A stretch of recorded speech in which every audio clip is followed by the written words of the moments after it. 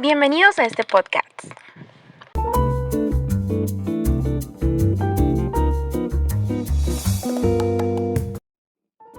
Mi nombre es Jocelyn Polo, estudiante de la Tecnología en Negociación Internacional, y en este episodio junto con mis compañeros de carrera Natalia Hernández y Michael Portilla estaremos hablando sobre el tema transportes y seguros.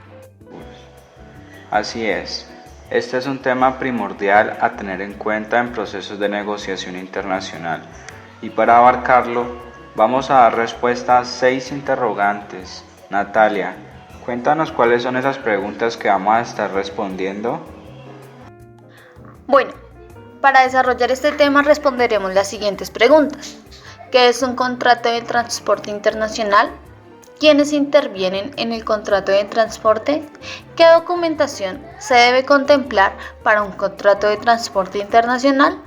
¿Cuál es el proceso que se debe realizar para llevar a cabo el contrato de compra-venta? ¿Qué factores se deben tener en cuenta para negociar un flete? Y por último, ¿quiénes intervienen y cuándo se aplican los Incoterms y los seguros? Excelente. Entonces, para empezar a hablar de este tema, se hace necesario saber que un contrato de transporte es un documento mediante el cual una persona, ya sea física o jurídica, se compromete o se obliga a trasladar de un lugar a otro a personas o mercancías en un determinado modo y medio de transporte. Esto a cambio de una contraprestación económica y con el fin de hacer llegar su recado al destino pactado. Así es, Michael. Cabe mencionar que en este proceso de contratación intervienen 3 partes: porteador, cargador y destinatario. El porteador es quien se compromete y adquiere la obligación de recibir la mercancía, emprende el viaje, custodia la carga y entregarla al destinatario a cambio del precio acordado. El cargador, por su parte, es quien por cuenta propia o de terceros encarga la conducción de la mercancía al porteador. Este se encarga también de aportar los documentos requeridos y pagar el flete acordado. Y el destinatario, como su nombre lo indica, es a quien se le envía la mercancía. Cabe decir que se puede ser encargador y destinatario a la vez. Es correcto. Ahora, para establecer y llevar a cabo un contrato de transporte se hace necesario tener en cuenta, entre otros aspectos, los siguientes documentos. Número 1. Conocimiento de embarque o Bill of Lading. Este es un documento el cual es emitido por la naviera o su representante cuando se entrega la carga a bordo del buque. Este se utiliza únicamente para transportes marítimos. Número 2. La guía aérea o Airway Bill. Esta es emitida por la aerolínea o su representante cuando se entrega la carga para embarque aéreo. Número 3. Carta aporte o Consignment Note. Esta les pide el transportador para embarques terrestres por carretera o por tren cuando se entrega la carga. Número 4. Carta aporte operador transporte multimodal. Esta es generada por el operador de transporte multimodal cuando se entrega la carga. Solamente se utiliza cuando se van a combinar por lo menos 2 diferentes modos de transporte. Los documentos que anteriormente mencioné tienen 2 funciones importantes. Una es como recibo de consignación y entrega de la carga al transportador y la otra como contrato de transporte de la carga. Además de esos documentos, también se utilizan las facturas comerciales, las pólizas de seguro, certificados de origen, declaración de importación, declaración de exportación, que en el caso de Colombia se tramita ante la DIAN, y por último, un contrato de compraventa internacional. Hablando de contrato de compraventa internacional, es importante destacar que es un acuerdo entre empresas y personas que residen en distintos países, mediante el cual el vendedor se compromete a entregar la mercancía al comprador en un lugar convenido, en un plazo determinado y bajo el precio pactado.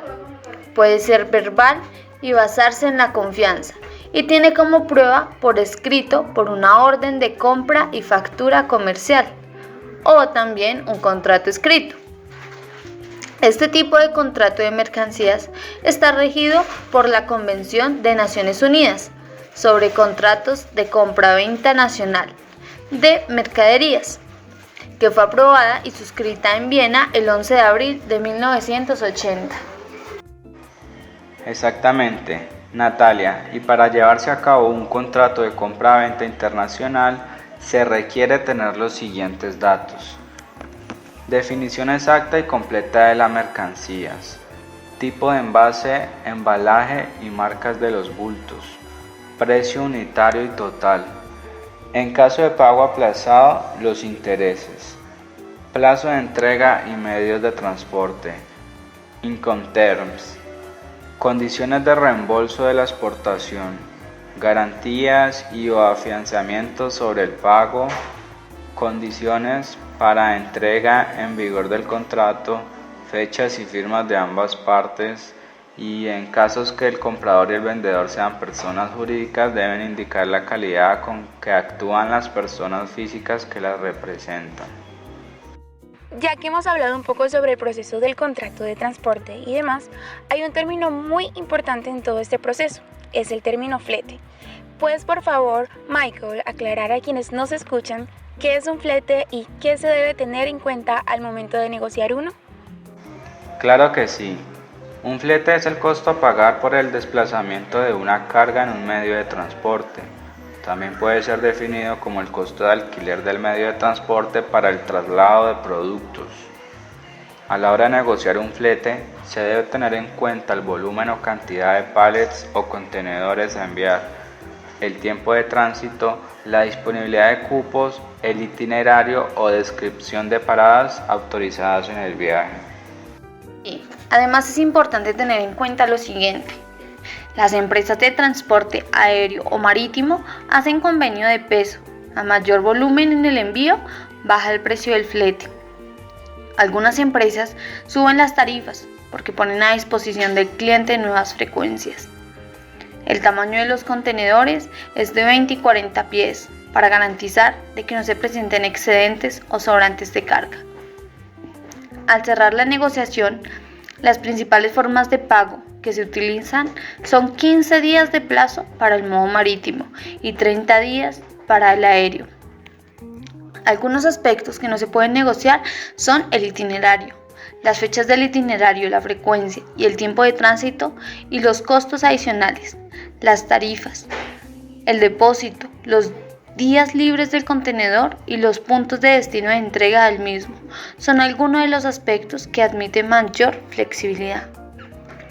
Las tarifas aéreas se basan en la ruta, el tamaño de los envíos, el producto y la relación peso-volumen, es decir, que el factor de estiba. Adicional a la tarifa se cobran los recargos de combustible y de seguridad. ¡Qué interesante! También en este espacio considero importante mencionar que siempre existe un riesgo de daño, pérdida o demora de la carga. Esto sin importar el medio de transporte que elijamos. Por esto es necesario que las partes de la negociación puedan asegurar los embarques contra daño, pérdida o demora durante todo su trayecto. Queda aquí mencionar que no es obligatorio adquirir una póliza de seguro de transporte, pero algunos Incoterms obligan al vendedor a tomar la póliza a nombre del comprador. Ejemplo de estas Incoterms son la CIF o Cost Insurance and Freight y la CIP o Carry and Insurance Paid To. De igual forma, la pérdida o el daño de la carga estarán bajo la responsabilidad del comprador o vendedor, como ya mencionamos antes, dependiendo del Incoterm negociado durante todo el trayecto. Sí, de hecho tener en cuenta el adquirir una póliza de seguro es vital en todo este proceso. El no tenerla se convierte en un riesgo totalmente innecesario. Así es, en nuestro país, Colombia, las pólizas de seguro de transporte ofrecen una protección integral denominada cobertura completa, la cual incluye 4 riesgos. Primero, pérdida total o parcial. Este ampara pérdidas, daños ocasionados por accidentes del vehículo transportador o en sitios intermedios de incendio, explosión o terremoto. Segundo, falta de entrega. Ampara las pérdidas ocasionadas al contenido y al empaque. También cubre hurto y extravío de la mercancía. Tercero, avería particular. Ampara los daños o pérdidas ocasionadas a la mercancía por causas inherentes a la movilización en el transporte sin que ocurra accidente del vehículo transportador o malos manejos en las operaciones de carga o descargue. Y por último, riesgo de saqueo, el cual ampara las pérdidas al contenido de las unidades que conforman el despacho transportado. Genial. Y bueno, ya para terminar este podcast es importante mencionarles que el costo del seguro varía según algunos factores. Ejemplo de estos factores son los siguientes. Número 1, la naturaleza de la carga. Si la carga es peligrosa, el seguro tiende a ser más costoso. Número 2, el modo de transporte. En este aspecto, principalmente diferenciamos el transporte aéreo del marítimo, ya que el seguro para el transporte aéreo es más barato en comparación con el seguro para el transporte marítimo. Número 3, el trayecto asegurado. El valor del seguro será más elevado para un transporte marítimo que se desplace por zonas de riesgo, como por ejemplo el Canal de Suez. Número 4, la naturaleza de las garantías cubiertas. Esto varía según el Incoterm que nosotros utilicemos en nuestro proceso de exportación o importación. Y también como factor número 5 tenemos la naturaleza del contrato. Hasta aquí ha llegado este podcast. Esperamos que toda la información brindada haya sido de su total agrado y entendimiento. Muchas gracias por escucharnos y nos vemos en un próximo episodio.